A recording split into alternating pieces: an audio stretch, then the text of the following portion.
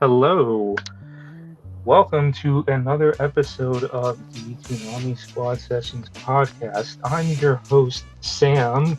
Well, technically Sam too, because there's another Sam in here. Well, he's not here today, but yes, I'm your host, Sam, at Samster299. And there are three other people here. We have Phantom, Howdy. we have Logan, Yo.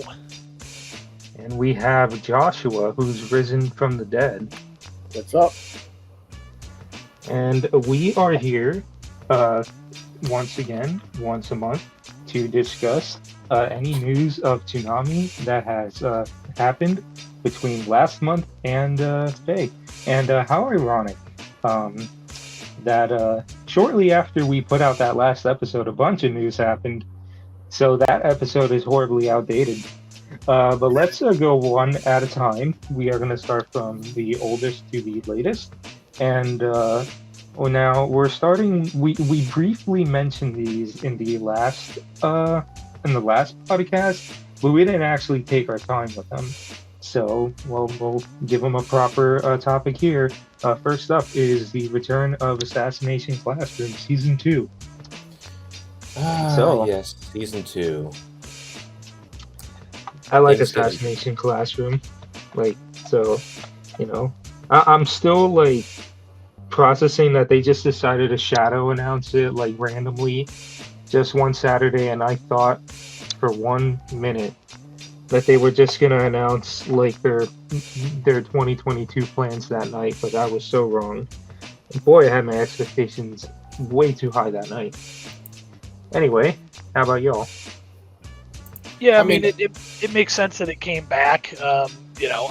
Honestly, I'm surprised that they split them, split the two seasons in half the way they did. I would have kind of expected them to have just run it all the way straight through in the first place. But, it felt like it was more of a matter of when and not if it came back, because, I mean, the first season seemed to do plenty well for them and got good buzz. So, I think it was definitely weird with how sparse things were in the last quarter of 2021, that they waited until when they did to get it back. And who knows, maybe that was negotiation issues or whatever, but in any case, it's nice to see it back on the block, and especially Definitely. because the first season did seemingly so well for them. Yeah. I liked the first season, so I was really excited to see, second season. Oh boy, there were some interesting episodes, I'll say that much. Oh, yeah. Especially with, what's his name's mom? Boy, oh boy, did did she have a little too much to drink? That was my assumption. And then like with the whole like Reaper crap, and I'm just like the recent episode that aired last night is like, can this poor guy just have a break from all the girl comparisons he gets, and then he gets forced to wear a skirt in the recent episode, I forgot about that. and I'm just like, man, like this guy can't get a break. Not, especially when also like the episode before with the mom being real creepy, and it was like, man, I wish I had a girl. It was like, if you were a girl, I had all this stuff for you, and I'm just like, okay, dial it back, please, please. Yeah, Boy, when you come off of that episode last week, and then the poor guy's just getting kicked when he's down. And then like the last episode, it's like I don't know half these people's names. Like the blonde girl, like the student in the class, was just like, oh, I'm so sorry that I make all the girl comparisons. I didn't know that like your mom and all that. And he's like, that's fine. And then the guy from season 1 comes back who thinks Nagisa's a girl, and then it's like they're doing the freaking joke again, and then he's wearing a skirt. I'm just like, you just apologized and you're doing it again. Like this poor man. I'm just like, goddamn. But I mean, not much else I can say. Like, it's not like we can dive deep into Assassination Classroom like you could do with Attack on Titan, because it's like, oh man. I think when Koro Sensei said this, it was a teaser, you know, like something's gonna happen. It's like it ain't like that. I mean, I've watched the entire series. It gets interesting. Well, I mean, yeah. Anyone else? Without getting into the spoilers, of course. I'm sure once the show's done, we'll properly talk about it. Anyone else have anything to say on Ask Class? Well, we could always stare into the abyss. That's a perfect segue into our next topic, Made in Abyss. Still haven't seen it. Like that news kind of came out of nowhere. I've never seen Made in Abyss before. All I know is that it's one of those rare anime genres of children escaping death. You can put that right next to The Promised Neverland, I guess. And boy, oh boy, was Sam 1 and Steven very excited when that got announced. Oh yeah. And I'm just like y'all are toying. Because they're like, oh man, you guys are so ready for this wholesome children's show. And I'm just like, don't. I was like, I know for a fact you're like, you know, like there's gonna be something fucked up. I just know it.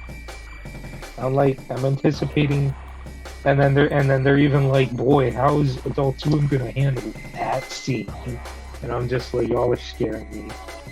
So literally every episode, I just go unprepared. Like I'm just like, is there gonna be some traumatizing shit this episode? But what do y'all think? Yeah, I mean, I went into the show not really knowing exactly what to expect, just because, I mean, you know, the show's been around since 2017, and I remember seeing like the key visuals and stuff for it, and just kind of going like, okay, this just looks like kind of whatever. Like, it didn't really seem like my thing, and it's definitely a poster child for looks can be deceiving, because you kind of expect that it's going to be almost this happy-go-lucky kind of thing if you're just looking at the visuals, and it's not. That didn't really fit the bill. Yeah, my thoughts are the same with Logan. Like, I thought it was the same way. I was not expecting what I was expecting. I know Sam One did a review, but I never actually did read it, so maybe I should have read it. You've actually seen the show, Josh? No, I haven't. Oh. Always, like I said, my thoughts are the same as Logan. I only seen the key visuals and stuff like that. I was not expecting what happened. Ah. And I was saying that Sam One had written a review on it actually, but I never read it, so I guess I should have read his review. Yeah, I know he's a giant Made in Abyss fan. Oh yeah. So it's just like I knew he was gonna get excited. Also because there was talk to where wasn't it one of those shows locked behind Amazon jail or something? I don't know about that. I know there is a second season that's supposed to be coming out later this year, which definitely explains why it's probably getting some prominence on the block to refresh people's memories before the new season starts. Although my understanding is there is a movie that takes place between the two seasons that came out a couple of years ago, which of course circles back to probably not going to air on Toonami, but right. Just I think at this point we're kind of used to that. So yeah, my impressions are like I question a lot of things. Like I've seen like a lot of the first two episodes back to back as I've been looking at footage, because I've been using footage from those two episodes for a project I have that I'm working on. But I don't know how to explain it. Like the last episode was kind of some morbid shit. This old lady's just beating the shit out of these kids. It's like, it's just like that one Simpsons meme. It's like, stop, he's already dead. And she just keeps diving further. I mean, I don't know, when it comes to these shows that I haven't seen, there's not much I can say, but I'm trying to find stuff to say. Like the two people in the group that are definitely the biggest Made in Abyss fans are Steven and Sam One. But I mean, like, you know, I'm intrigued. I'll keep watching. You know, that's about as much as I can say for that. What about y'all? The mark of it, you know, is does the show give you enough each week to keep you interested in keeping watching? Because, you know, for a while I kind of looked at some of the shows on the block, and I would you know, kind of fall in and fall out and not be able to pay attention to them weekly. And then what I do is, you know, I just ignore a particular show for like 3 or 4 weeks and then just, you know, binge a bunch of episodes in a row. And, you know, so for me, if the show is intriguing enough for me to want to go back every single week and not just build up a backlog and then sit down for like 2 hours and watch a big chunk of them at once, that's a good sign. And for me, that's, you know, at least up till now, that's what the show's been doing. You know, it's been interesting enough to keep me wanting to come back. All right, anyone else got anything to say on Made in Abyss? Not really. I haven't seen any of the other episodes yet, So, the next topic is something a little special. You know, we were discussing and speculating what could, you know, be coming to Toonami in like the next couple weeks. And everyone, like, this isn't even exaggeration. No one saw this coming. Like, literally when the news came out, everyone was like, what? And that was the biggest bombshell this year so far, that One Piece came back to Toonami. Yeah, what a blindside that was. Like no one, like, literally, you ask anyone, and no one would have thought twice that One Piece would come back. Right. like that was that, yeah, never say never. That was such like a huge. I mean, yeah, I think we said it during our you know, last podcast when we were going over like what could we see, and it's the exact opposite of Assassination Classroom. You know, whereas that was the, you know, they aired the first season, it did good. Of course, you know, it's going to come back, you know, sooner rather than later. You know, it always felt inevitable. One Piece was absolutely the opposite side of that coin. It was, they've tried it didn't work, it's just not going to come back. And then it came back. Like, and what's funny is too was that I remember like the initial cancellation announcement back in like 2017. I was pissed, but at the same time, I had not seen it. Around sometime 2020, I want to say, I actually gave it a proper binge because they added it on Netflix, and I became a bona fide fan. I'm caught up. Well, I'm not caught up to the anime. I've like skipped out on some of the recent episodes. Manga, I'm like further ahead on. But yeah, and like it was after I binged it that I actually kind of started to feel sad that I wasn't on Toonami, because it's like, damn. It's like, man, there were some good arcs. I just sorry. You can go ahead. I just want to say huge shout out to Sam 2 and Steven for that promo they made. It was awesome, and y'all made that quick. Like, that was amazing. I don't know if listening saw it, but it was amazing. Like, you're not gonna bring back One Piece and like not do something monumental for it. Like, right. Like, not to, like I was, even before One Piece came back, I made, shameless plug, I made a what if scenario, like an alternate timeline, to where what if One Piece never got canceled on Toonami, which was essentially a compilation of fake bumpers that I did imagining if they kept airing it and didn't cancel it back in 2017. Like, I put a lot of work into that, and now the news broke of One Piece coming back, and like that video was getting flooded with comments. Hey, you know what happened? And I'm like, yeah, I do. Read the description. I already said I know. Like, my God, like it just feels so surreal. Like, I literally had to like pinch myself the next day. Well, no, not pinch myself, but like the next day I like wake up and I'm just like, did I dream that One Piece came back? And then I go on my phone, it's like, One Piece is back, and I'm like, this ain't a dream. It's really back. And I'm just, my only concern is that I understand starting from the time skip, it kind of acts as a soft reboot to the show, and you want to start at episode 1, kids? Like, no, like, they weren't going to start at episode 1, nor would I want them to start any earlier. Honestly, if they were to come back, I honestly thought they would have started at the newer like dub because they've been pushing new dub episodes lately.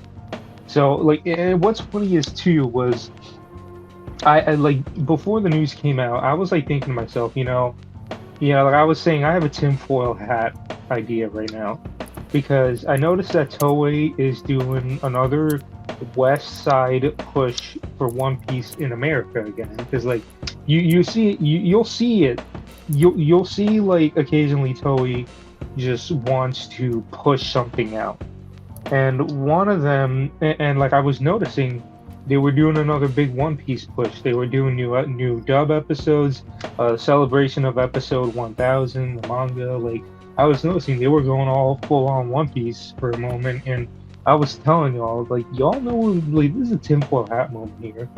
But what if, say, maybe Toei wants to try doing One Piece on Toonami again? And and everyone was just like, yeah, lol. Jokes on us, right? And what's funny is too was Jason mentioned that Toei wanted them to air One Piece again, and I'm just like, I was right. This is like, I can't believe it. Well, anyway, it does go to show you that people like to act like the Japanese side is somehow both insulated from anything that goes on in the Western industry, and yet also 100% acutely aware of every little tiny thing that happens. But it's always, only if it spins a particular person's narrative the right way. And that's, if they don't think it's going to come back, it's, oh no, Toei doesn't care that much, it's entirely up to Funimation. But, like you said, then it turns out, oh no, they actually did, get involved here, and as Jason said, made a deal that made it workable for it to come back to the block. That's how the Lupin shows get aired. I mean, those end up getting licensed directly to Toonami from TMS. So it's always funny to see how many people are just convinced that again, the Japanese side is either 100% involved in every little nitty-gritty detail, which they're not, or they're completely insulated from it and don't touch any of it, which again, they don't do that either.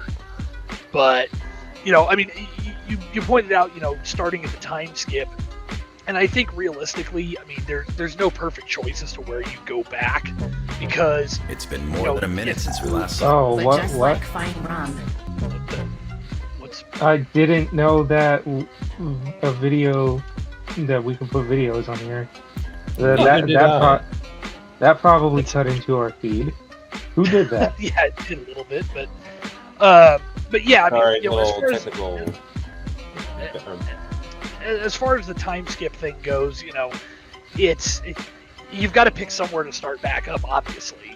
And picking up where things left off when the show left the block again obviously doesn't make sense, because really, how many people are going to remember where things were at that point? And okay, you could say rerun the stuff that was on before, like the start of that particular arc.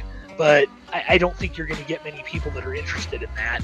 And I think the biggest problem with trying to get closer to the new dub episodes is if you look at Funimation's dub schedule for One Piece, there was, I want to say it was over a year and a half between when they'd released a chunk of episodes and when they finally picked back up with the dub. Because I remember there was a very long period where people were like, what about One Piece? Where's One Piece? Funimation just was kind of quiet about it. And so I think, trying not to get too close to the new stuff that they're working on makes sense, just because if they want to keep the show on the block as, as something that's gonna be a staple of the schedule for a long time. I mean, yeah, granted they're running 2 episodes a week right now, but obviously that's 100 episodes in a year. So, that's, and of course that discounts, whenever we get a marathon week or anything like that. So I think that it makes sense to start at the time skip, because I don't know how many episodes ahead Funimation is with the dub, from that point, but, even if they're... Sorry, they're like in the 700s, I want to say, 700 to 800s, maybe? Okay, yeah. So, yeah. I mean, and we started back up at 517, so even if we assume they're at, let's say 720, you've got 200 episodes right there that, that's going to cover the block, even if we assumed 52, or 104 episodes aired, in a year, and there were no marathon breaks. That's 2 years worth of content that you've got backlogged before you even have to worry about catching up. So, I think in the end, it ends up being a smart point to start back on the block right there. Yeah, like my big thing was just like, while I'm a fan of like the reunion of the Strawhats when they get back together, the arc that comes right after, in my opinion, is one of the most forgettable arcs. Like, there are some neat moments in there, but it's just like there's so many things in that arc that really doesn't matter. And spoiler alert, the villain ain't anyone to think of in the future. Like he's there and he's bad and that's it. Like, type situation. What was I gonna say? But I'm just like I'm excited. I don't know how long we'll have it. Who's just what I mean? Like, I don't want to I at the very least I want to see them go into some of the arcs that I do like. Like, a lot of the highest highs happen after that arc, in my opinion. So I'm just hoping that at least Toonami can get to those, because those I want to see, like Twitter and like Adult Swim. You know what I mean? There was something else. Oh, one other thing. Yeah, it's weird that we get 2 episodes a week. Now, when they announced it, 2 episodes, I'm like, well, we're still, have a give. We still have a given schedule. So I'm just like, well, that makes sense, and it's One Piece, like they can burn some episodes. But to this day, they still double on it, which I found so weird, because a lot of us thought that the schedule was going to be like Shenmue first, Attack on Titan. Like, we thought Blade Runner was going to have a rerun spot that was going to sit at the bottom, but no. One Piece is still doubled, and that just makes me wonder, like, is One Piece going to be doubled permanently, or do they have something planned in that area? Because I'm just like, can they keep doubling on One Piece forever? Like, that's what has me confused.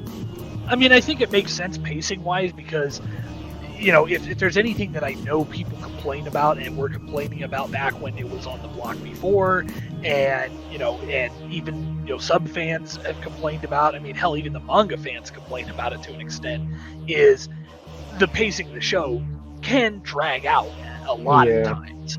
And I think using an hour on the block makes sense because you double up the amount you get to watch every week. So the pacing doesn't necessarily feel quite as sluggish because even if it were slower, yeah, okay, you're spending an hour watching it either way, but you're also getting, even if 2 episodes gave you what another show would give you in 1 episode worth of content, at least you're still getting that same feel of, a decently meaty amount of content every week, if that makes sense.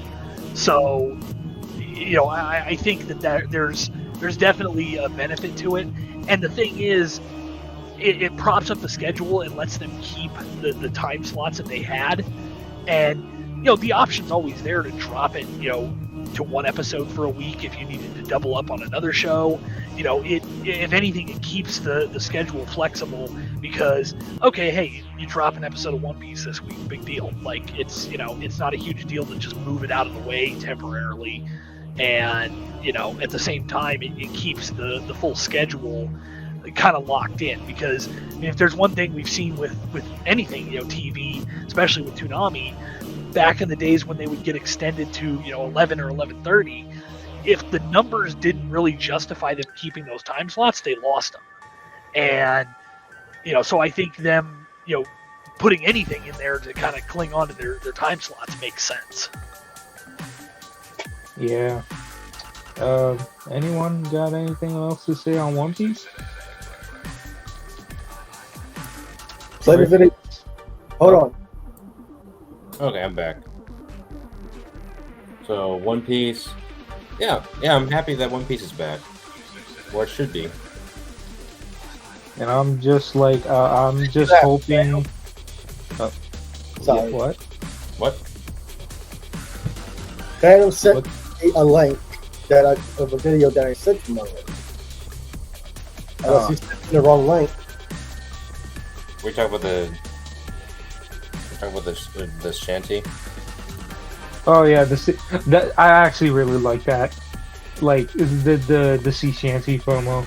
Honestly, I thought that we were gonna get a Steve Bloom pirate voice promo or something, just cause. And I'm so the promo I did. It was like that's gonna flood the. And never mind. I shouted out on Twitter. I'm like, hey, Jason, please tell me Steve Bloom speaks in his pirate voice. And Steve Bloom actually responded like, I didn't, but I could. And then he goes, hey, Jason, can I do the pirate voice? And he goes like, well, I don't see why not. And then I was really hoping. Maybe it'll happen in the future, though, like for a future One Piece promo or bumpers or whatever. Well, let's have this edit this shit out thing here for future references. I didn't even realize I can put media on here. Yeah, the way I'm editing it, I'm probably not really gonna use the StreamYard screen. I mean, if you saw how the last one was. Yeah. But anyway, anything else on One Piece? No, I have nothing. All right. Nope. Well, let's the next week, yeah, we had the finale of Blade Runner Black Lotus. I'll be honest. I don't have a whole lot to say about it since I completely avoided Toonami because of that show. I don't know. It visually doesn't appeal to me as much. I have nothing to say about it because I never watched it either. I mean, no. I tried. I tried 3 episodes, but again, the visuals. I don't know. The CG doesn't. CG is weird. Some of the CG shows look good. Blade Runner, not so much. Yeah, I mean, I saw the same complaints kind of come about with, and it's from the same studio, Sola Digital Arts, with their work on Ghost in the Shell, the standalone Complex 2045, the Netflix series, and we just got a trailer for that, that second season, and Yeah, I mean, I get where people are coming from on that. There's kind of an uncanny valley thing, and I think that kind of shows the difference with that for me is whereas Blade Runner, I didn't have any real connection to to any of the characters or the voice cast or anything, going into it. So it was kind of like getting over that hurdle of the visuals. Whereas like with Ghost in the Shell, it was the classic standalone complex cast. So I kind of just blew off the visuals, easily enough because I'm like, all right, this is the voices I'm used to and all that, and I just kind of rolled with it. I think with Blade Runner, it suffers from that same problem of, anytime you try and expand a universe, especially something that, again, we went from, the early 80s until Blade Runner 2049 came out, 5 or 6 years ago. And now all of a sudden there's this big push to expand the universe with this show. And apparently Amazon just recently announced they're making some kind of show. And it always suffers the same problem of like, do you bring in these characters that you've seen in, in other pieces of the media? And, how do you make us care about them? And like anything that's technically a prequel, do you do anything that, how much can you shake up? Because you've obviously got to get things from point A to point B. And when you're sticking something like this in the middle, you can't make some kind of massive bombshell that could potentially affect what came in 2049, because then you just end up with this mess of, well, is this an alternate timeline, or, does this count? Is it, just a side story that doesn't mean anything? Like, it's always hard to produce these kind of shows that do that sort of thing. I like what they did with it. Do I think I'd probably go back to it, and rewatch it on a rerun as part of the block? Maybe down the road. Right now, not particularly. Whereas something like Fena got, a rerun slot, and I was happy to rewatch it. This, I mean, did I hate it? No. Is it going to rank up there with my favorites of the Toonami originals? Not particularly. Yeah, I'm like meh on it. Like, I was never a big Blade Runner fan to begin with, but like honestly, what just kind of killed it, and I've already mentioned this in the last podcast, so I won't repeat too much here, but it was just the constant reruns that we had when the show started. Like 3 episodes in, we already have a marathon. 5 episodes in, another marathon on a Friday, Christmas like a Christmas marathon, and then what's even more baffling was we had the 2 like holiday breaks, and when Blade Runner comes back, the episode they give is a recap episode, and I'm like, I get it. We have Blade Runner. So there's like two things. One, why? Like, do we need a recap episode for a show that's only 12 or 13 episodes? And 2, we've been through so many reruns and marathons that literally a recap episode is just going to make us vomit. Because we've seen this so many times already. Yeah, I feel like that this is more of a fatigue thing. Seeing Blade Runner too many times. Yeah, I would definitely agree with that, because that's exactly it. Is I think the show wore out its welcome, and right. Obviously I don't fault Jason or anybody involved in Toonami for that, because we went over this in the last podcast. Things were looking dire for the block for a while there, so I get that they just kind of had to throw their hands up and just go, we're just going to do whatever we can do. Because, like I mentioned before, you kind of got to keep your time slots, but it definitely wore out its welcome. I mean, especially since Jason's not on a day-on-day basis with Toonami these days. Right. Since he's off working on Lord of the Rings animated movie. Yeah, I know. Both Jason and Gil have like they're still with Toonami, but they're working on like much bigger things now.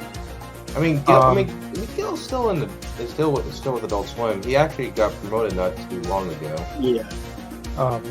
Yeah, I think it's more that they're the guys that are steering the ship, but the people that they've trained up around them are the ones that are in the engine room, keeping the machine going.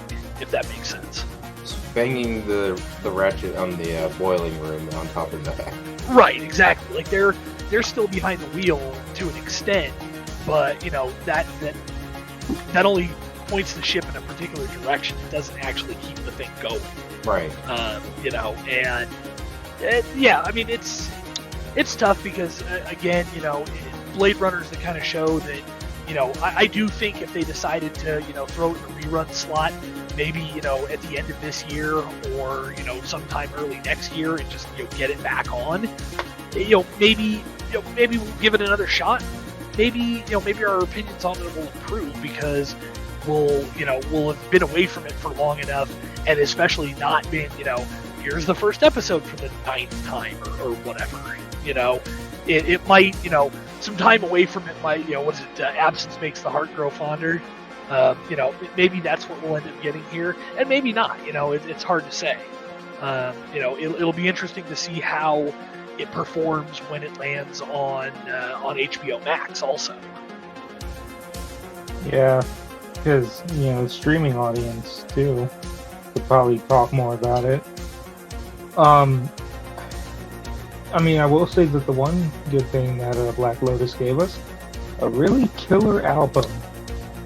I still bang my head with a couple of those music tracks. Story-wise, like I don't know. I'm indifferent.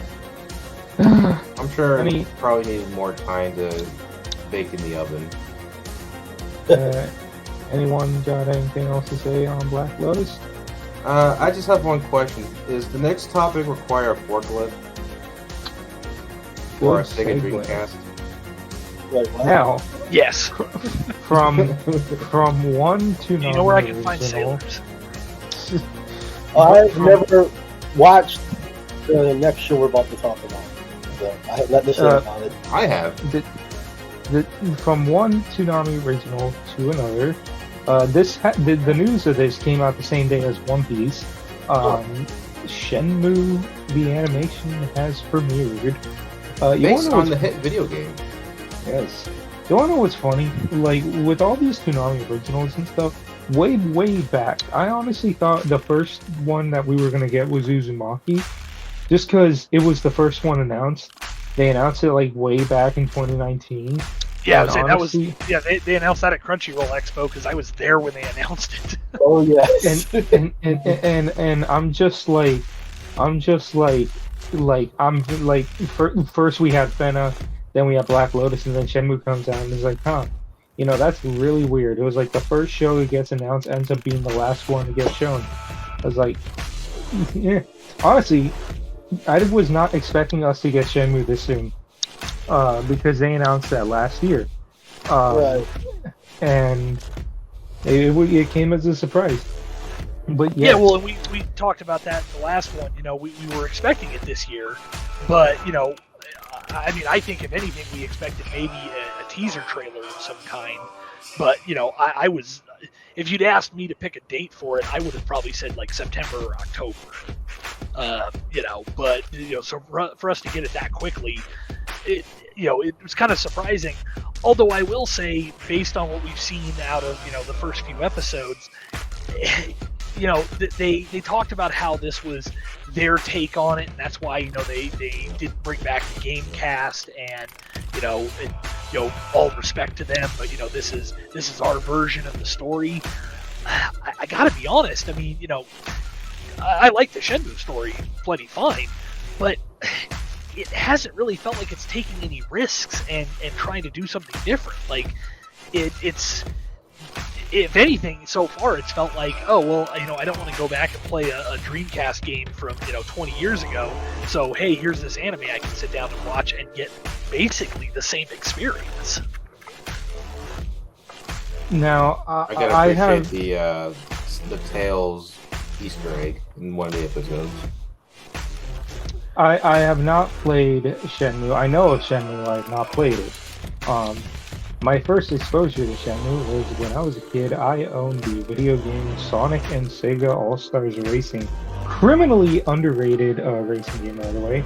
People wanted to rip that off as Mario Kart copy, but honestly, I had a lot of fun playing that. Rio was a playable character. He drove a motorcycle, but the thing is that like I don't know if any of y'all have played the game, but like, say if you lagged behind, like you were in last place or second to last, you could get like a special all-star move, which would be like a certain character's unique trait, and it would pretty much like, you know, boost them to the front of the race. And if you played Rio and had that, he drove a forklift, and like everyone just got squished. That was fun. You know, I was excited to see. I think the only person that knows, well, other than Logan, like knows about the Shenmue story is Sam One, because I know he was excited for it. Right. I will say I like the animation style. I think they give it a real nice look. I mean, it's you know, it's typical, you know, modern digipaint animation. You know, it's very clean and crisp, but I think it fits the mood of the show really well. Like, no offense to Blade Runner, but I was already a much bigger fan of this show, and like the first 2 episodes than Blade Runner Black Lotus ever did for me. I really enjoy the opening and the ending themes, especially the ending theme. That slaps hard. I'm just kind of meh on like some of the dub cast. Apparently it was outsourced to Sentai, and I could tell sometimes. Like Charlie is Blake Shepard, aka Soma Yukihiro, and there are times where he literally just sounds like Soma. I mean, I've seen some like awkward pauses in like the most recent episode. But or is it just me? No, I would agree. Yeah, it feels like, you know, I'd have to go back to the game script and look at, you know, some of that stuff, but it almost feels like, you know, they went for, let's make this match how the game was set up. And, you know, especially back then, you know, lip flat matching on video games was a whole different beast. And, you know, like you never worried too much about the dubs on old games really matching the mouth movements. And it almost feels like that's kind of what they did here, was that they focused on matching the game in Japanese. And so the dub kind of just has to roll with what they went with. And, you know, in a lot of cases, the dubs are able to adapt to that, but I do agree. It kind of feels like there's something slightly lacking. I was going to ask if there was like a remaster of the game, but I think I found it. Well, yeah, yes, there was. Well, not a remaster. Yeah, it was they re-released 1 and 2. That was done in preparation for 3, and 3 ended up being a disappointment. Let's not get into that though, because no tangents. But going back to the show, I enjoyed it. I'm still enjoying it very much. I really like it. The last episode gave us forklifts, and that's all I needed. I'm curious to see how far, like, because it's been long enough that, you know, since I played the game, that while I'm being reminded of stuff, you know, from the games, you know, while watching the show, I'm curious to see if, because I think they've confirmed that this is another like 12 or 13 episode show. I'm curious if they're going to cover both 1 and 2, or if they're only covering 1. No, they said that the first season's only covering season 1. Okay, so, you know, that season 1's covering season 1.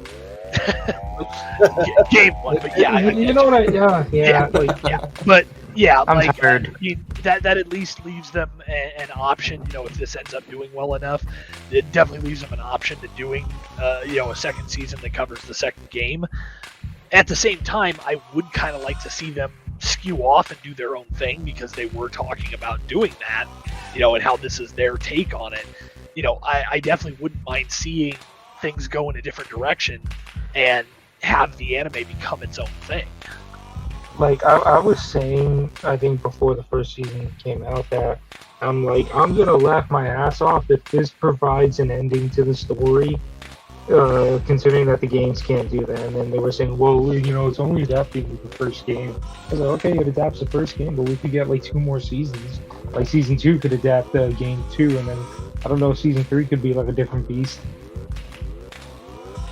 Yeah, I mean, you know, it could also be something where they look at it and go, okay, you know, we'll do a second season, adapt the second game, and then, you know, throw a third season out there that, you know, either goes in a different direction or adapts the third game and then finishes things up. Because, I mean, it wouldn't be the first time we've seen like mixed multimedia where they end up, you know, giving us the finale of a story in some other, you know, radically different format. And if the third game didn't do well enough to potentially justify making a fourth game, you know, if the anime holds up, then, you know, I could definitely see them going that direction to, you know, giving us the finale that they, you know, they may not otherwise get. Can you guys remind me how many episodes this show is? I think it's like 12. Like I never bothered to ask or look it up, but yeah, I'm pretty certain it's like 12 or 13. Like yeah, according to Wikipedia, it's 13 episodes. Okay. It's just I don't see us getting a Toonami original that's any more than 12 or 13 episodes. In my opinion, and I've already said this with Fena needed more than 12 in my opinion. But I don't know how to feel about Blade Runner, but hopefully, you know, I never played Shenmue, so I don't know how well they're adapting the story from the game. Sam One's like your best person to go to on how they adapted. I kind of wish I asked him prior to recording, so maybe next time. But so far, I am enjoying it very much. I am enjoying it way more than Blade Runner. Way more than Blade Runner. No offense to Blade Runner. And sorry, Blade Runner fans. But yep. And that came out the same week Blade Runner finale happened. And you know, I'm surprised they didn't put Blade Runner as a rerun spot. They are still continuing to double up on One Piece, but that brings us to our next topic. Something that, you know, if One Piece was the one thing that no one saw coming, this topic is the one thing everyone saw coming. Yeah. This was always gonna show up. Like there was never any doubt in anyone's mind. Glad to know I was right on the money that it was gonna happen after Blade Runner finished. Titan Final Season Part 2. I am caught up to the simulcast, and I'm just like, holy shit. I'm not going to spoil it. I was about to say, but it's wild. I just saw the recent episode shortly before coming on here. Okay. Yeah, But, I have not actually gotten a chance to watch the last few episodes of the second half of the final season because I still hate this trend of, you know, oh, it's the final season, but we're gonna split it into 2 seasons because that makes sense instead of just calling one like the 4th season. But you know, whatever. It's done. It's over with. You can't change it. So, but yeah, I haven't because I don't know. It's part of it's been timing lately. But, you know, the other part of it was I ended up rewatching the first half of the final season in the lead up to it and realized that I did enjoy, like what I touched on before. I did kind of enjoy watching it in like 3 or 4 episode chunks in one go. So I decided to hold off on watching, you know, and right now we're 3 episodes into the season. So, you know, I'm thinking probably next week I'm going to binge the 3 that I've missed and jump into the 4th one like as soon as it airs. But like in terms of dub, there are 3 episodes. Obviously simulcast. But I'm Steven and I are watching simulcast. Steven's a manga reader, so he knows everything.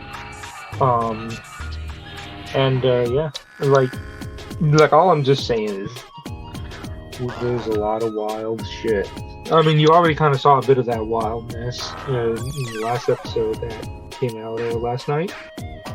As of this recording. Yes. Like, there's just two other things that kind of gets under my skin. They said that this half is 12 episodes long.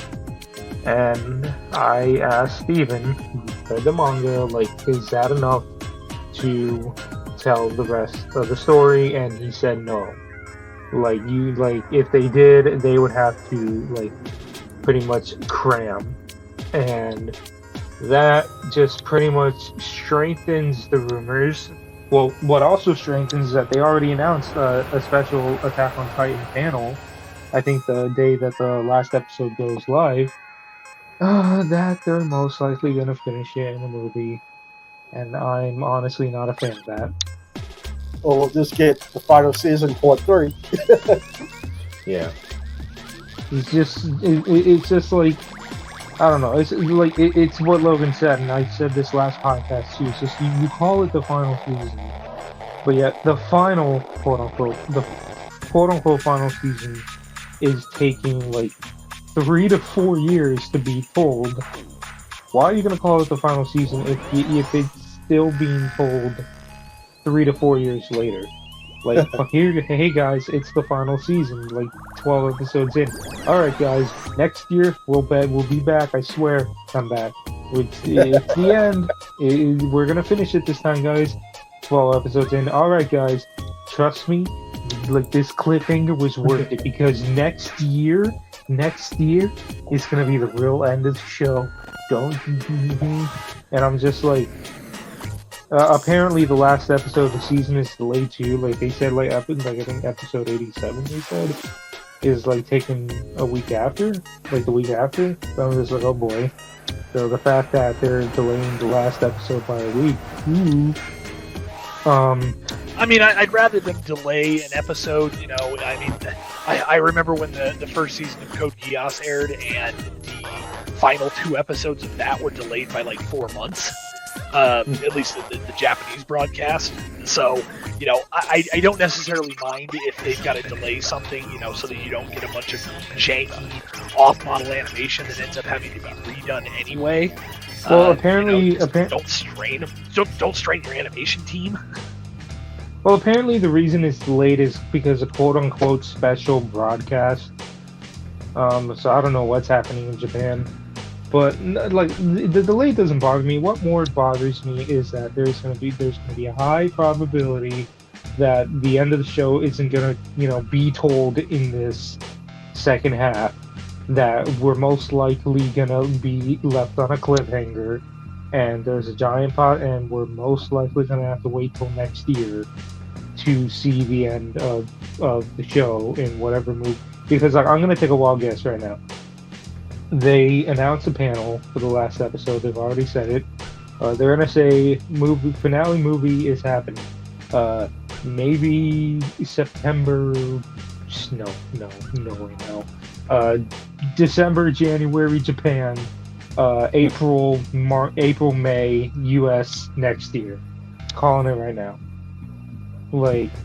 Yeah, and I mean the one advantage you have there, at least with, you know, I mean, obviously spoilers suck either way, but, you know, at least when you're adapting a manga, the spoilers themselves for however it ends are already out there, so it's, you know, it's something that you're going to have to try to avoid either way, you know.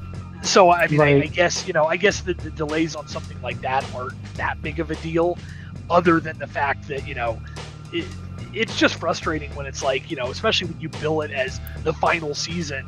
It's like, okay, you know, that in the name itself implies a finality to it.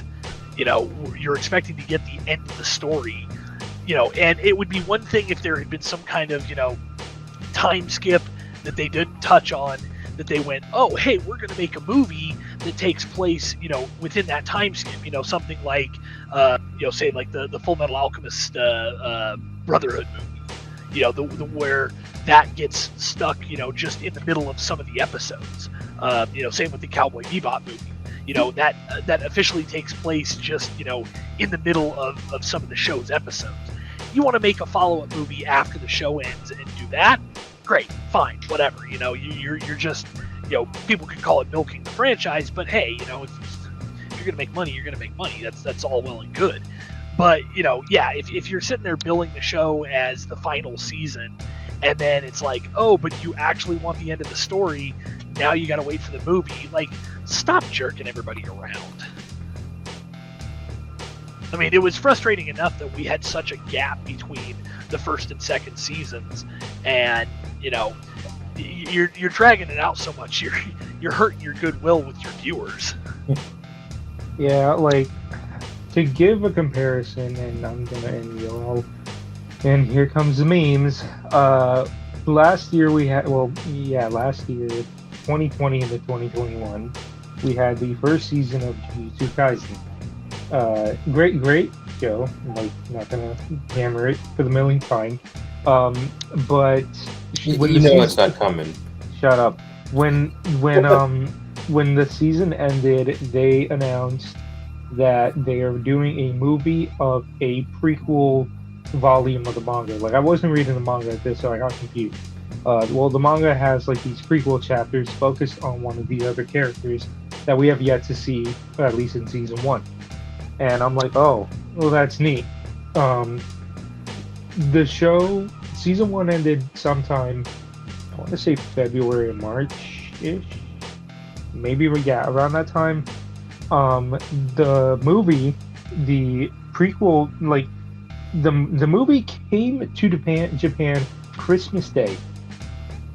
So that was a very large gap between seasons 1 and 2. So it came out Christmas Day 2021 in Japan. We got a confirmed US release next month in March. I already got my tickets purchased. And then they went on to announce season 2. When are we getting season 2? 2023. 2023. And in my opinion, because I ended up reading the manga, and I'm very much addicted. I'm placing high money that second season is not gonna be a full length 24. I told Steven this is most likely gonna go the route of Attack on Titan of full length season 1 and then cut up bits between what Titan's doing. I'm sorry to go off on that tangent, but I was trying to make a comparison. Well, no, but I mean, I think you made a good point there, though, in that it's different when you're making your movie out of a prequel, because at least if when your second season shows up, okay, yeah, maybe they'll reference something that happens there, but it's probably not that critical. And if you did something like that with Attack on Titan, and did something set, way back in the past, when all the Titan stuff first, started happening, and they were shunted off to the island and all that stuff, you could do stuff there and make a movie that I think would still draw audiences, but it wouldn't kill that goodwill of, the finale of the show, now we have to wait for a movie. At least then you could prop up a movie and do something that's, that doesn't alienate your audience. And it, again, goes back to not screwing the Toonami audience, because we just don't get the movies the way we used to. And, at least with the prequel, it's just kind of like, okay, whatever, if I get to see it, I get to see it. My Hero Academia has done a good job with that, in that it's, the movies are there, and yeah, little bits and pieces of it end up showing up in the show in small ways, but there's never been anything that's super critical that if you miss the movies, you're not, left completely hanging out to dry. Sword Art Online, anyone? Ordinal scale? Right. Exactly. The more we can avoid those kind of things, and I get that they want to make stuff that has, has important plot stakes, because obviously that gets asses in seats. But yeah, Demon Slayer, anyone? Yeah, but I mean, Demon Slayer turned around and redid the frickin' arc anyway in the show, so that was kind of a 50-50 thing, where it was like, it got asses in seats, but then it turned out to not even be necessary. I mean, that's what they do with Super too. Yeah, I mean, honestly though, I think Super was originally rushed into production so quickly that they, that gave them an out on needing to write a whole lot of material while they got everything spun up. But that's neither here nor there. Right. All right. Well, anyone got anything else to say on Titan? Well, looking forward to what else it brings in the coming episodes. I mean, again, I haven't seen the 3 that we've had broadcast so far, but it's Titan. It's been a Toonami staple for a long time for a good reason. It's the Japanese equivalent of The Walking Dead. So now, we ended up having a surprise announcement during the block that we are getting we have a sequel to Cosmo Samurai. Cosmo Samurai 2. To kick off the 25th celebration. Yeah, we're coming up on 25 years, and oh boy, we can't wait to see what. They're being so quiet about it. This is so opposite to the 20th anniversary that they were very open. I remember 20th anniversary, they were very open on what the plans were. They even did a poll of what brand did you want to bring back. But this time they're just keeping it hush hush, and I'm just well, I really hope they deliver. First off, unless they had a plan ahead of time. I'm just me, Silver, and some other Toonami faithfuls are putting in a lot of time, graphic-wise, to celebrate. I'm just if Toonami don't do anything, that's going to be very demoralizing. By the way, most companies don't do the celebrations as much. Nintendo. Yeah, but Jason's already said that they got something cooking. This could be one of them. But one of them is Cosmo Samurai 2. So I haven't seen the first one yet. Yeah, well, it's all up on YouTube. So, so far we have 2 episodes. I don't know if you all have seen it. And I'm just it is such a giant mood change from the first one.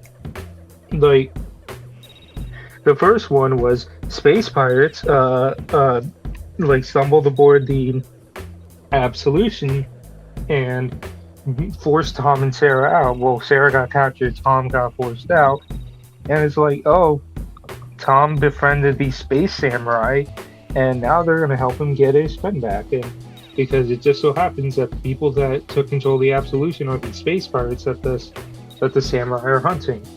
And I'm I'm just whatever. It's a story about losing a friend and getting them back. And then Cosmo Samurai 2 just opens with everyone dead. Spoilers. I'm sorry, but it's it's they started and everybody dies at the end. This time everybody dies at the beginning. they pulled some Kingdom Hearts BS, especially with the recent episode. It was such a I gotta go back to it actually because I didn't even catch everything. But it's the samurai are over 1,000 years old, and that they live through clones, and that apparently one of the samurai built Tom. And Sarah traveled back in time, and then Tom's possessed by the manifestation of evil. They're Jaku is everywhere. Jaku is evil itself, and I'm just I'm literally the first one was just about getting your ship and your friend back, and all of a sudden the second one is life isn't real. I'm just that's such a giant mood change. Oh, definitely. I do think the thing I like about it though is even though you can condense the story of Tom and Toonami's history and everything over 25 years into a pretty small package, all things considered. Because there's lore obviously over the years, but when you really sit down and you look it over, it's obviously not that much because the shows on the block are what were the main draw. But I think what I like is that with Cosmo Samurai 1 and now 2, they've taken kind of a comic book approach in that let's just take this and create a new alternate universe to play in. None of the stuff they do here has any stakes on the real Tom's story or anything like that. I do like them having a playground to kind of mess around in. And it's kind of neat that they're bucking expectations, like, hey, Cosmo Samurai is coming back with a sequel, and your first expectation, of course, would be, okay, it's Tom and his new buddies from last time, and what are they going to get off into now? And like you said, it opens up and it's like, oh, everybody's dead. Okay, this was not what I expected. So it's kind of fun that they are able to play with those kind of things and do stuff that if you introduce characters to the main Toonami lore and built them up and then you turn around and had them all dead like the next time you see them, I think you'd probably upset some of the fans, because it's like, why did you do that?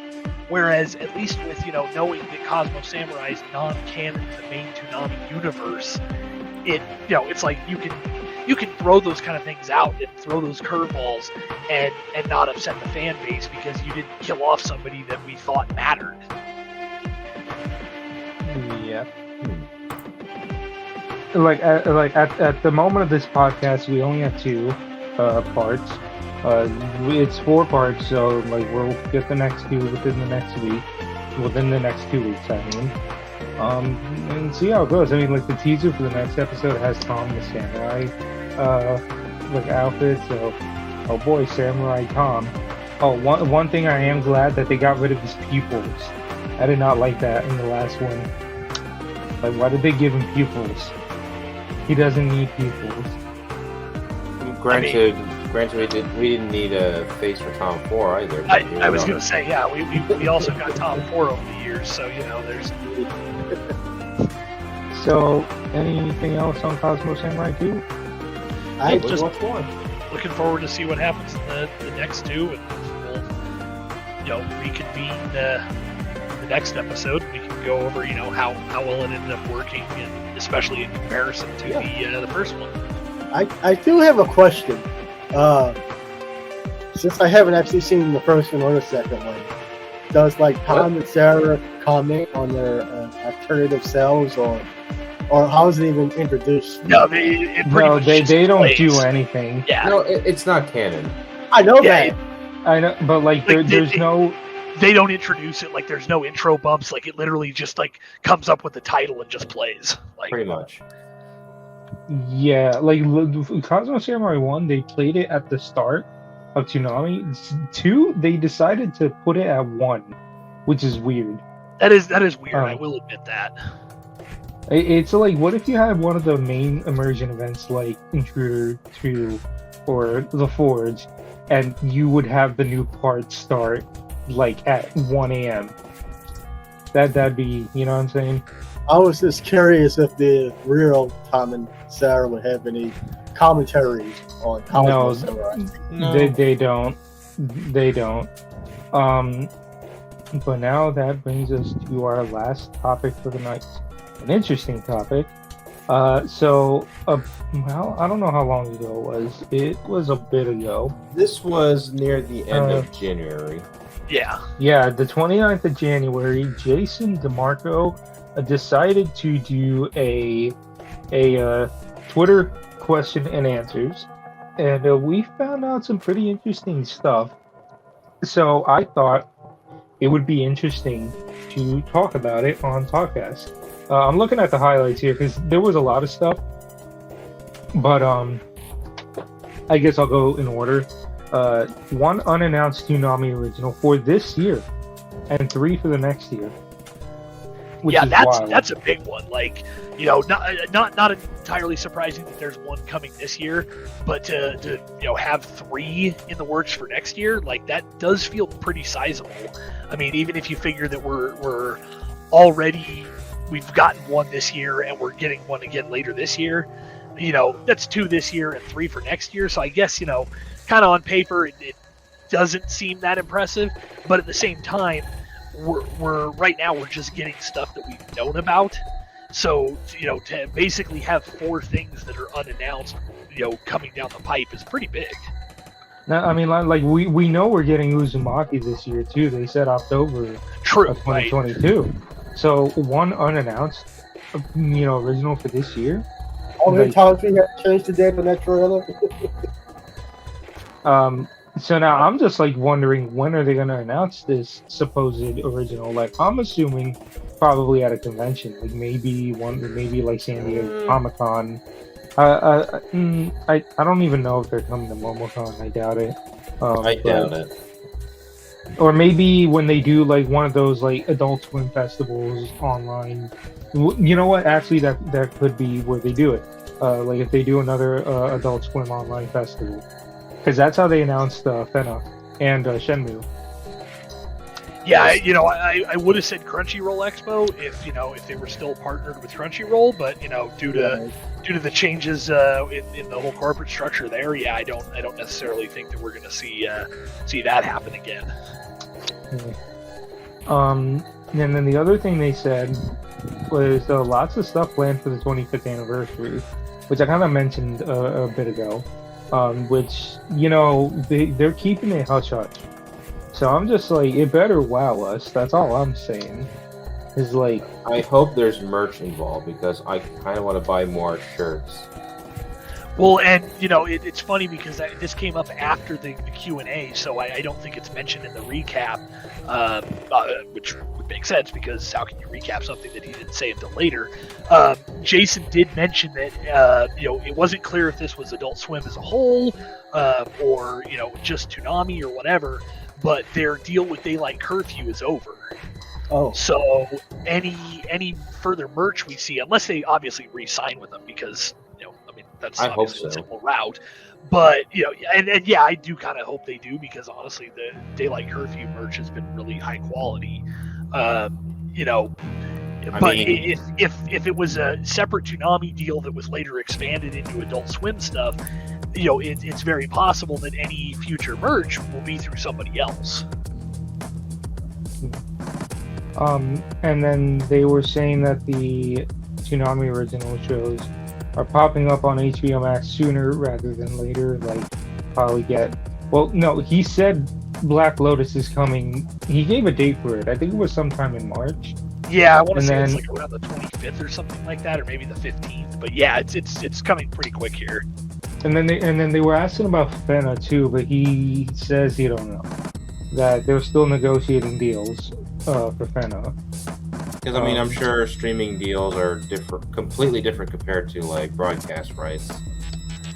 Yeah, well, and then there's also the aspect of, you know, Warner has stake in Blade Runner versus, you know, something like Fena, where it's just a wholly original creation. So, you know, I'm sure that throws a wrench into things. I mean, especially since the Blu-ray for Black Lotus is likely. Right. Which isn't a surprise. I mean, honestly, I expect that most of them have a likelihood of getting some kind of Blu-ray, because, I mean, we saw it with Fooly Cooley. And Samurai Jack. Yeah. Oh, yeah, Jack as well. Yeah, so, you know, and especially, you know, again, something that's a Warner-owned franchise like Blade Runner makes it a lot easier to hammer out those deals rather than having to figure out, you know, who's splitting what. Right. I mean, I know I'm skipping over things because I think these are things that we know, because Jason did say Ichigo Najin is his favorite, and then I was just gonna blaze through these. Like, favorite show picked up Michiko and Hachin, which honestly I actually remember seeing a bit, but I gotta get back to that. I want to watch that again.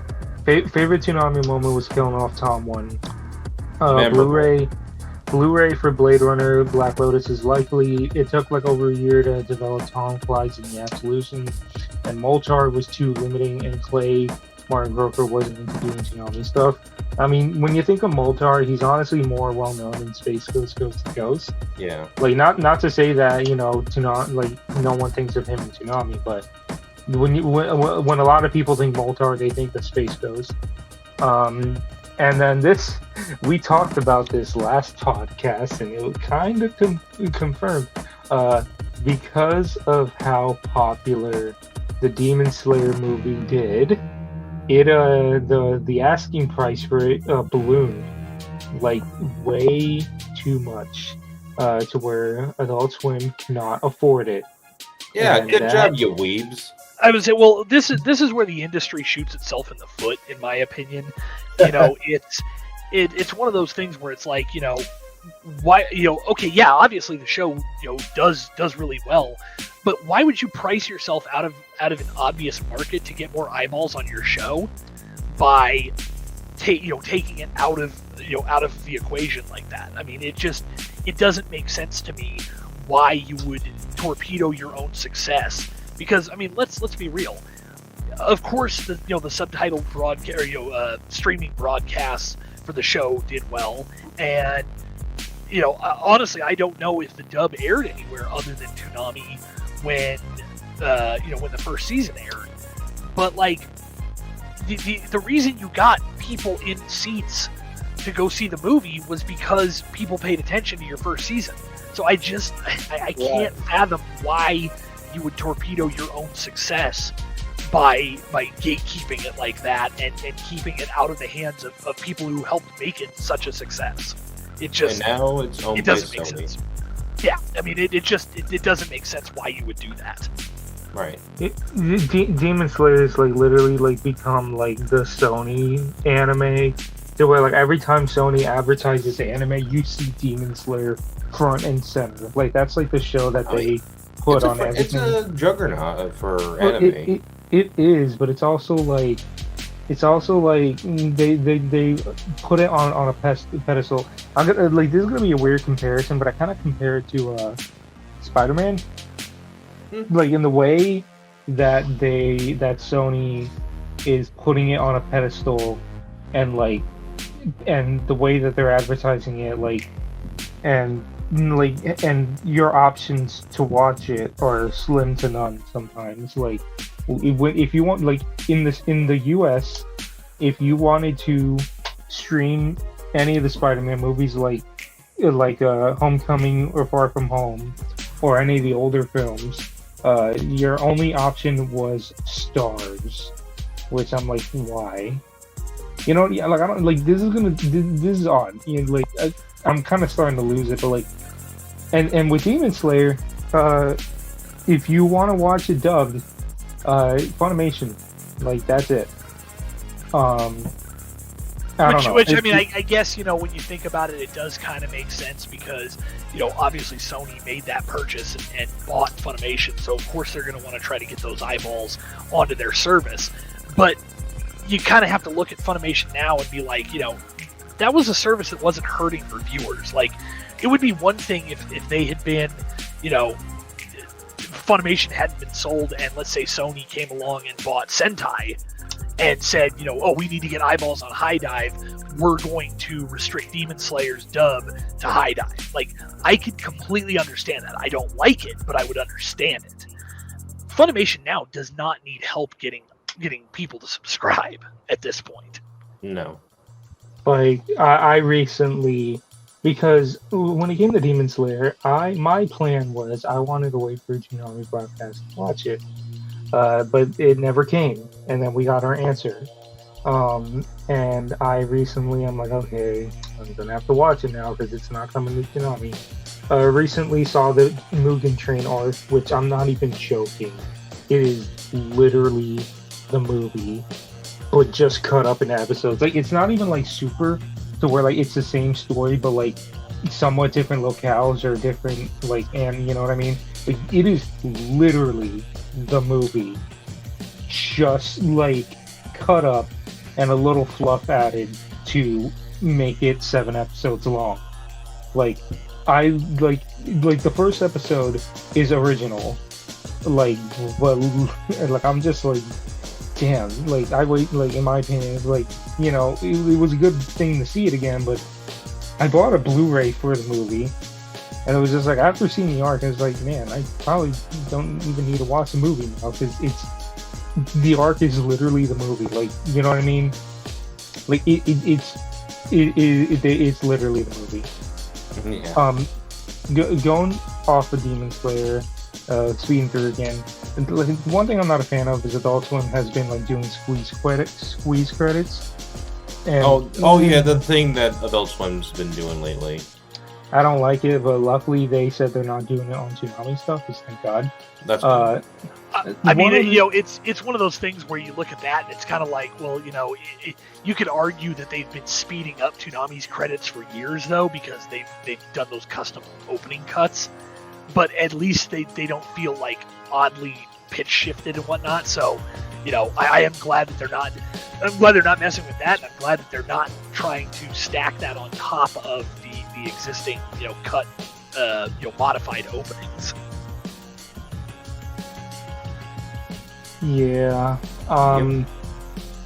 Like, and then continuing on, may have to show more non-shonen stuff because everything is up in the air more than ever, which kind of scares, like, not scares me, but like spooks me a bit, because it's like you're gonna see pretty much what I'm taking this as is a lot of you're gonna see a lot of the less popular shows on Toonami now more than ever.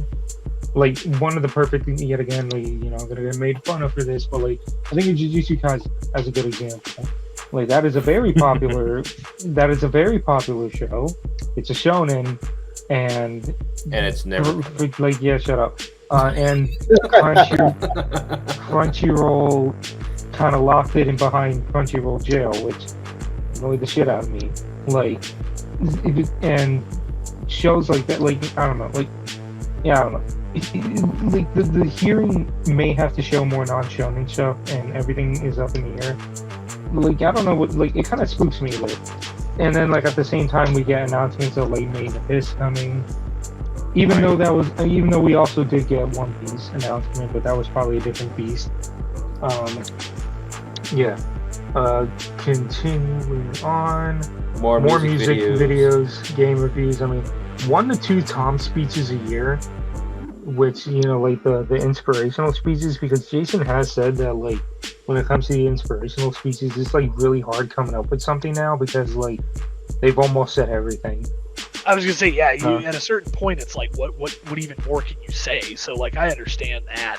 I mean, I wouldn't mind them, rerunning some of the old ones. I mean, or saying some of the old ones in the current style.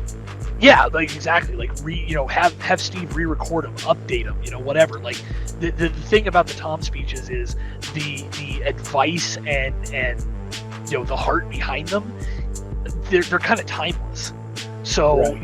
Updating them and recutting them with new clips from new shows.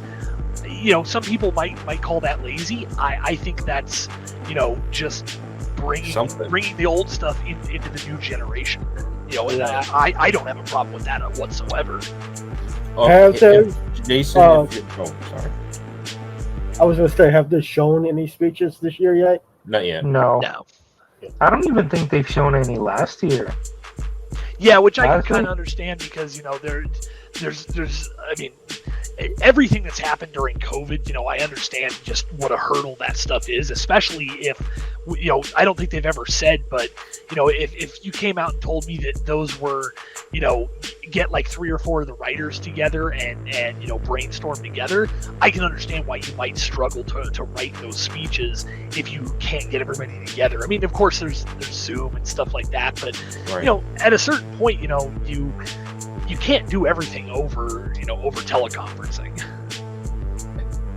I mean, Jason, if you're watching it or listening to this, we're more than happy to send you some stuff for game reviews. Just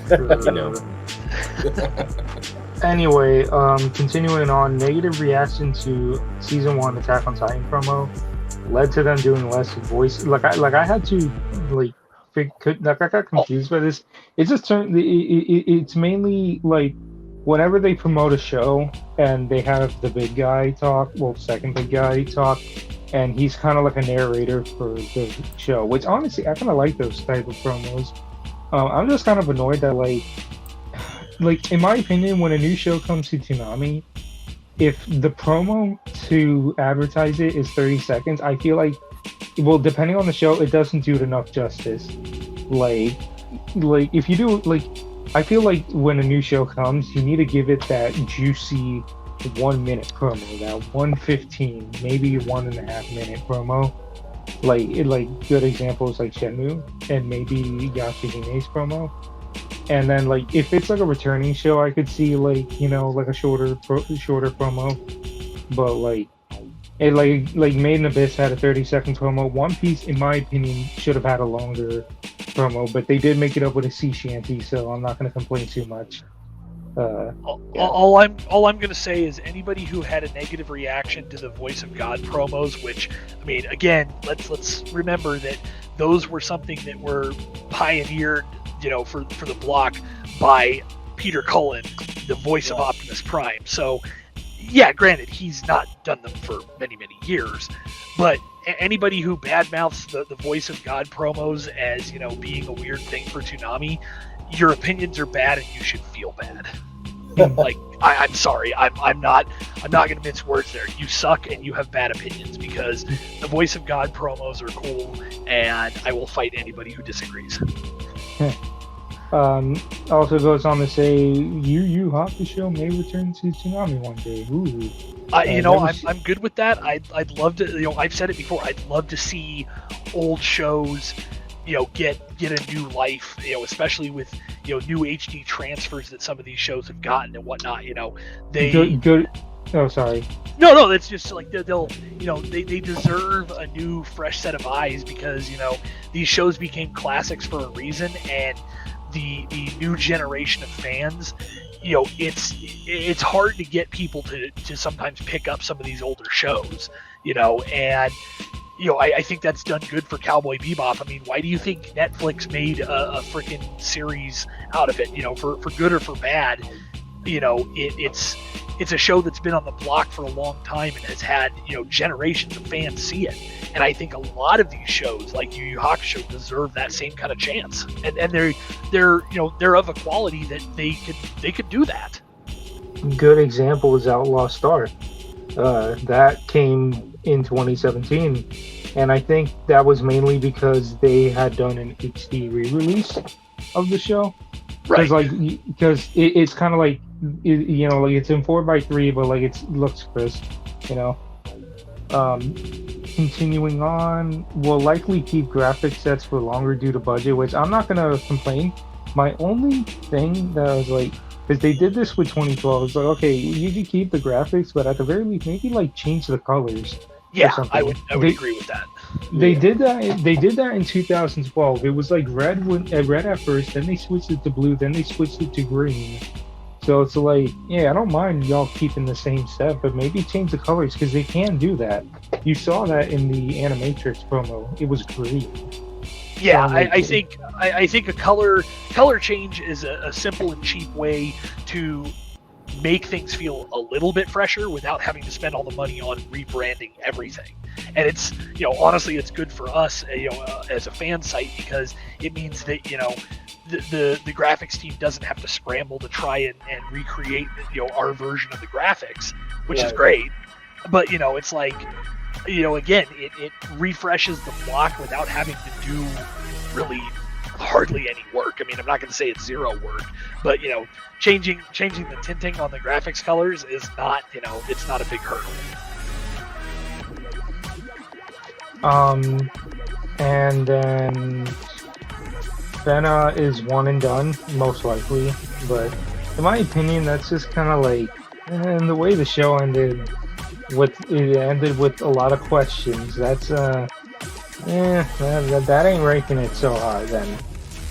I mean, the big thing with that though too is, you know, a lot of times it's easy to go, okay, we're not ready to make something else, and, you know, down the road, if the writers or the director or whoever decides that they've got an idea for something more, I mean, look at Fooly Cooly. Look at Made in Abyss. I mean, we're suddenly getting a second season of that, you know, 5 years on.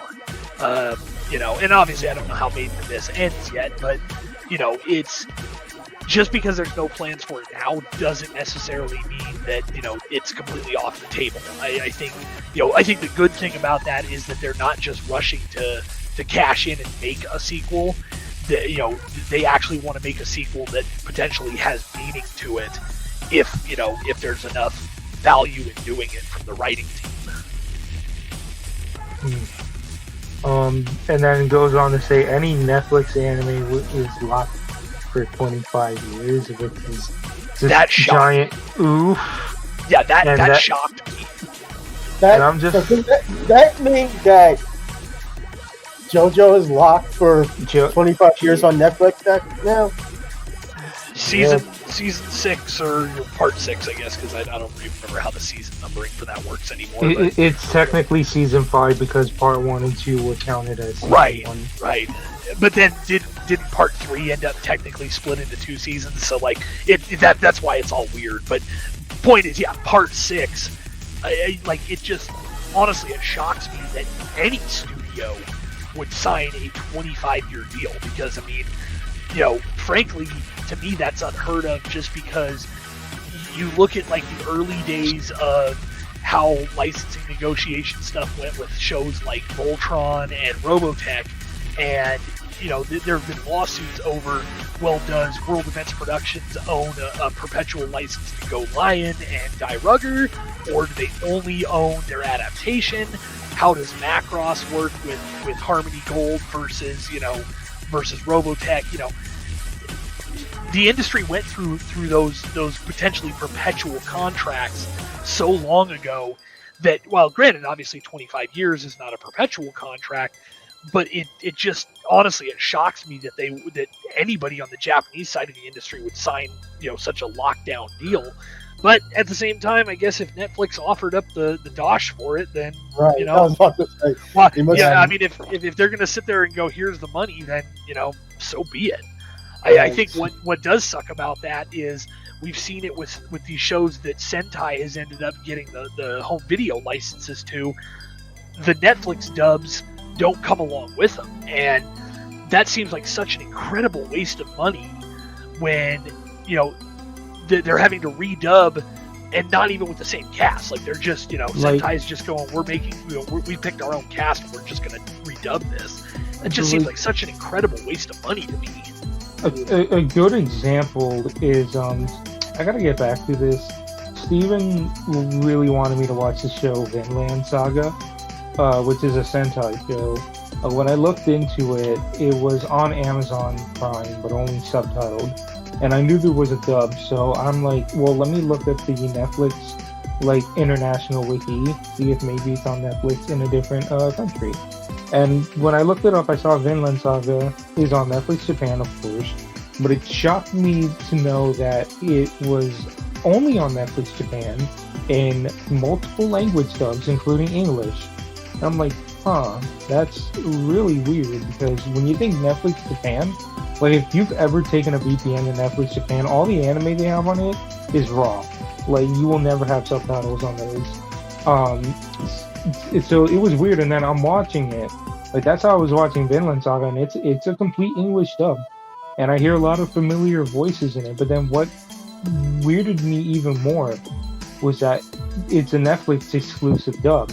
Like I thought that the home video that Sentai put out that includes a dub, and the dub on Netflix was the same, but no. And I looked at a couple of clips of the Sentai dub, and in my opinion, Netflix dub is far superior. Like way better cast in my opinion. I gotta get back to it, but yeah, I just find it so weird that it is an English. There is an English, Spanish, Portuguese, and French dub of this show that you can only watch on Netflix Japan, which, you know what I mean? Like Netflix Japan. That's bizarre. It is, and I don't get, like, is it just like a secret thing, and then they're gonna like give it like a wider release later? Like that's what I don't get.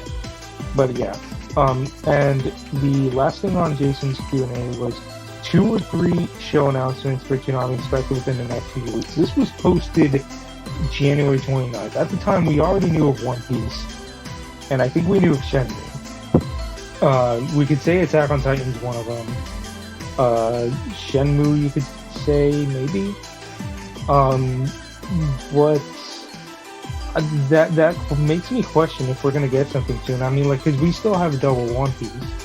Like, honestly, a lot of us thought that they were gonna put Blade Runner as a rerun, but no. Like, we still have double One Piece, and we're just wondering, are they gonna put something there, or is it just gonna be double One Piece for a while? Well, and don't forget, Made in Abyss. I mean, we're already roughly halfway through that, and that's only 12 or 13 episodes as well. So, yeah, it's that takes us back to kind of almost what we got into trouble with, back last fall was we had so many short-running shows that were wrapping up all at the same time. Luckily, I think now we're kind of struck a good balance between stuff like Assassination Classroom and One Piece that are long runners, and short stuff that'll wrap up after 13 episodes. So I think for all the doom and gloom that we kind of went into our last podcast in being worried about the state of things, I definitely think that we were optimistic that Toonami was gonna be able to flip around and build back up, and I think they've done a good job of doing that. I think they're back in a comfortable place now. Yeah, hopefully, I just hope that if we get something new, that they actually announce it within a reasonable time and not wait until the week of. I'm assuming maybe we'll get a surprise, a show announcement during March, maybe as one of the 25th anniversary celebrations. That's just my saying. I mean, we did get a show announcement during the 20th celebration. That came at the death of One Piece, Tokyo Ghoul, guys. I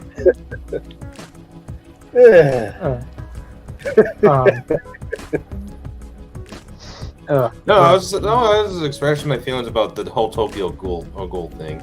Yeah. I think it stung more that it was what replaced One Piece at the time, and right. One Piece being canceled already left a salty wound, and saying that it was being replaced with Tokyo Ghoul was an even saltier wound.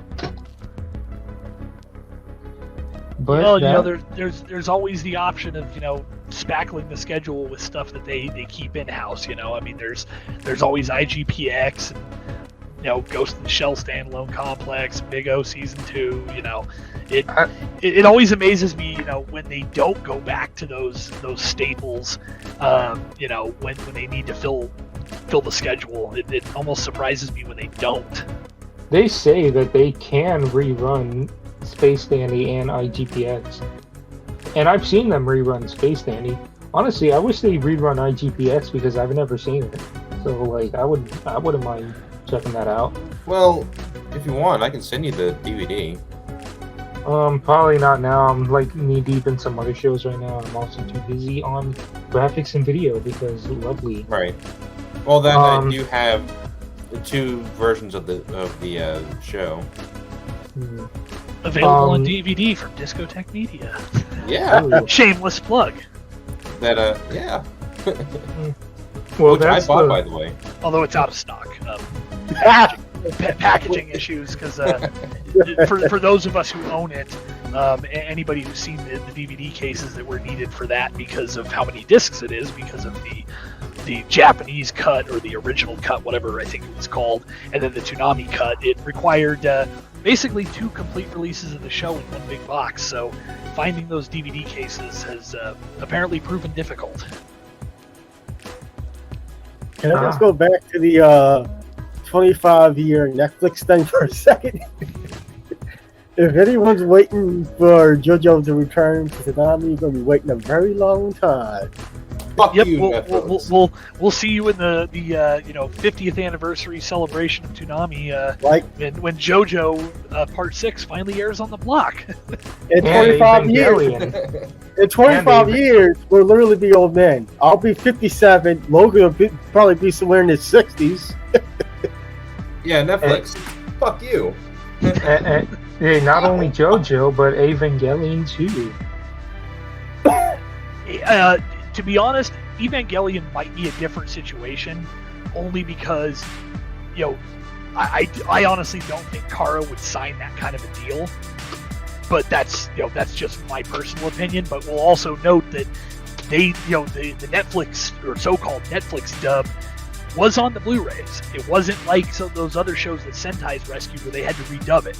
So that one might be one where there's a little more flexibility in it, but honestly, who knows? I mean, the industry, despite being, involved in the industry for, over half a decade now, there's still a lot of mystery to it, even to me. So, who knows? All right. Well, anyone else want to add on any of the Jason Q&A shenanigans? I do hope he does another one at some point, because it's always enlightening when he does these, and it's always appreciated when he gives us a look inside the sausage factory, as somebody I've worked for has so lovingly put industry type stuff like that. I always appreciate when he can give us a glimpse inside things, because it gets rid of so much of the speculation that everybody loves to make. And we all do it because it's what else do you do? But you can only take a guess. So it's always nice when he can give us a little look inside, clear up some of the misconceptions and the stuff like that. I just wanted to look at my music video. It's like, I'm just like, I don't have a question, but can you just please look at my music video? I put a lot of work into that, I mean, that's technically still a question. Can you look at my music video? So see, it's perfect timing to ask him that during a Q&A, because his answer might be no, but at least you asked. You didn't even answer at all. Anyway, but now that brings us to the end, people.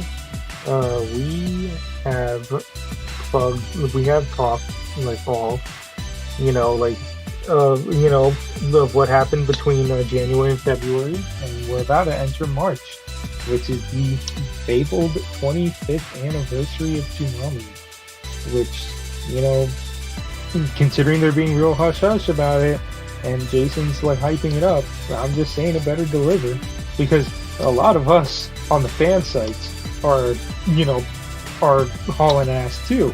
I if I'm not working, I'm on my computer doing graphics and videos, and I'm exhausted.